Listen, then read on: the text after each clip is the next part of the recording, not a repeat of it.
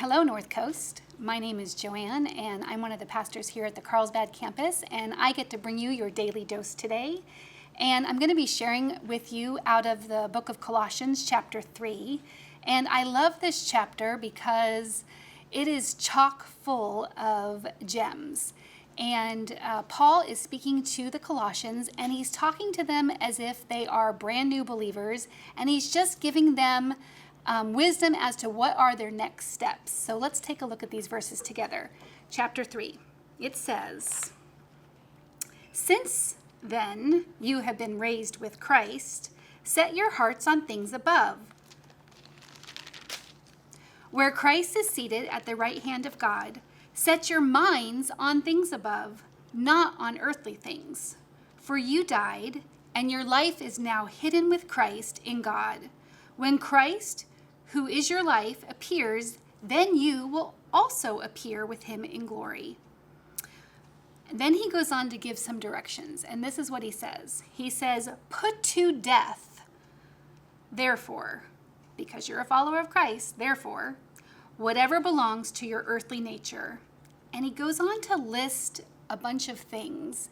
And it's interesting to me that he is having to spell this out, because what it says to me is clearly these new believers now are going to have to be intentional to put to death some things that they have as part of their character. So here we go. Here's the list. Put to death sexual immorality, impurity, lust, evil desires, and greed, which is idolatry. Because of these, the wrath of God is coming. You used to walk in these ways in the life you once lived. But now you must rid yourselves of all such things as these: anger, rage, malice, slander, and filthy language from your lips. Do not lie to each other, since you have taken off your old self with its practices and have put on the new self, which is being renewed in knowledge in the image of its creator. I love that gem. I love the metaphor, put on the new self, and what that symbolizes. And I love that he is recognizing that this is going to be a process of becoming like Christ.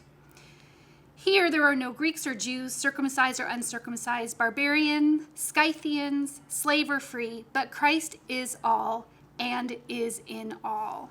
And here's the best part. Therefore, as God's chosen people, holy and dearly loved. Anytime we hit a verse where God says, I am his chosen people, that I am holy, set apart, that I am dearly loved, I'm going to pause, I'm going to receive that, and I'm going to recognize that that is how God sees me. Even though I am in process and I'm having to clothe myself or put on certain things and take off certain things, God still sees me as holy. So let's see what this says next.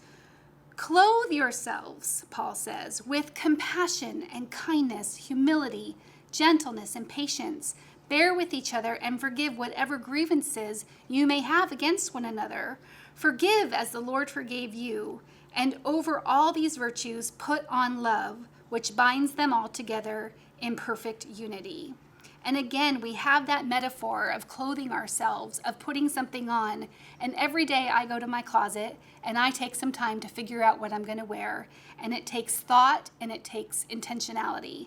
And this process of putting on, over time, it becomes second nature. It becomes habit. It isn't second nature right now, but we're growing into the image of Christ.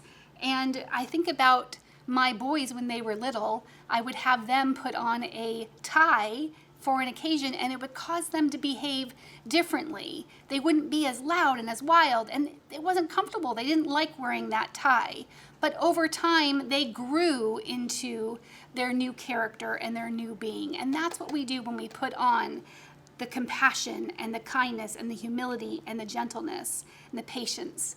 So today, as we get ready to face our day and go into the world, let's practice putting on this short list of the fruit of the Spirit here. And even when it's a little uncomfortable, let's extend this list to others. Thanks, North Coast. Have a great day.